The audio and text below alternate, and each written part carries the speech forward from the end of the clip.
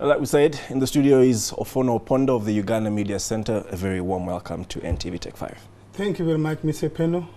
Good evening to our viewers. Good evening. Well, our first question comes from Brian Eto. He says, teachers asked for a 100% pay rise and government promised 20%. So why the threats after making this promise? Well, absolutely, government is not making threats to anybody. The teachers and the government know the contractual obligations. The government will not walk away from those obligations.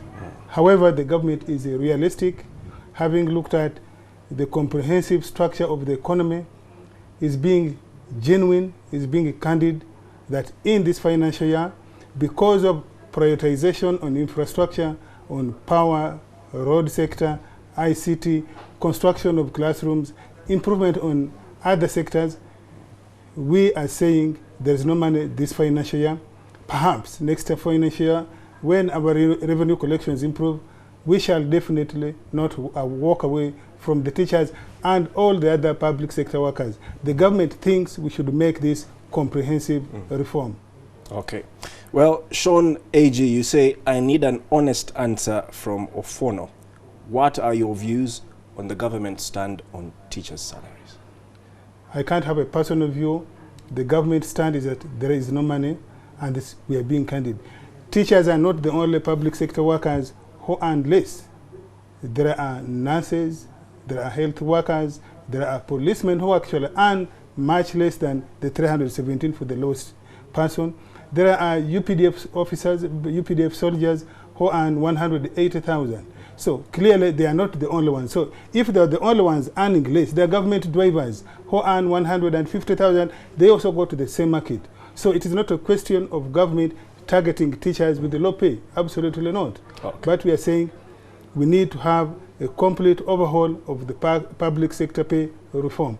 We have given the Auditor General at least 6 months to make 100% forensic audit on government spending, and we hope within those 6 months he will return with the report to tell government where we can make savings and hopefully make improvement wholesome. Well, Mr. Ofwono, there was a compromise where the government would slash some of the money that would cater for things like fuel and allowances and travel to raise the money that is needed here, and that was last week. Whatever happened to that plan? Well, looked at it simplistically, that was the ideal situation proposed by UNATO, the teachers' umbrella organization. But even if you are to raise that for the first month, how do you raise it for the second month, the third month, and also for the entire tenure of the teacher?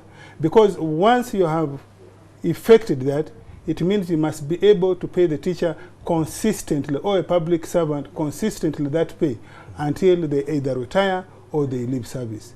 So the government cannot make piecemeal promise and pay 1 month, and then after 3 months it starts to defaulter. So the government is being genuine, and we plead with the public, we plead with the teachers that the government is honest. We won't walk away from our responsibility. If easy decisions were easy to make, they wouldn't be reaching the president. Leadership requires taking those hard decisions, communicating them in the most appropriate way, and implementing them. That's what leadership is all about. The president is up to that leadership. He has taken that hard decision. Yes, teachers and public sector, and generally the Ugandan people, are not earning enough. But the president, as chief executive, has to take those hard decisions and communicate to the Ugandan people. Well, you mentioned behind there, Ofwono, about soldiers. And here Sebuliva Regan asks, how come there is no money for teachers yet? The government is recruiting more soldiers. What for? Well, and they need to be paid as well. Well, first of all, we have also been downsizing the defense budget and the general manpower in defense. But the recruiting Second, there's recruitment going on to replenish the ones who are retiring. Thirdly, security of the country is top #1 priority.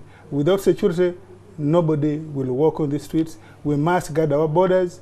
We are surrounded by big nations that are not stable, and therefore the priority of this government must be on security. Well, there's a slogan on UNATU vehicles and their headquarters that the nation is because we are. Is government taking teachers for a ride too long? And don't you realize the fact that this group of civil servants is so very important? Yes, police are important and the army is important, but teachers are very important as we finalize Ofwono. Well, everybody in Uganda is important and critical. Let us remember just a while ago, teachers and public sector workers were earning only 30,000. We progressively improved that to 60,000, 72,000. We got stuck at 150,000 about 3 years ago. About 2 years ago, we improved to 272,000 shillings. Now we're talking about 317, which translates roughly $130, $140 per month. And therefore, it is not that the government has neglected teachers. And let us not just look at the welfare, the salary alone. We are ensuring that every child who is of school-going age is in school. Schools are there. Classrooms are being constructed. Those same teachers are undergoing improvement in service training. So we are looking at a comprehensive approach to improving public sector education. And public sector education problems are not only in Uganda. I was just looking at a while ago. Washington, D.C., they've just done a study two months ago. There is a huge gap between public education institutions and private ones. There's also a 50% gap between the black Americans and the white Americans. So this public sector education is not only different in Uganda. Okay. So, thank you so much. We are having our focus there. Ofwono Opondo, thank you so much. That was Ofwono Opondo. He is the director at the Uganda Media Center, and we've been talking about the impasse right now between teachers and government over a salary increment. We're going to take a short break right now, but still to come on the program.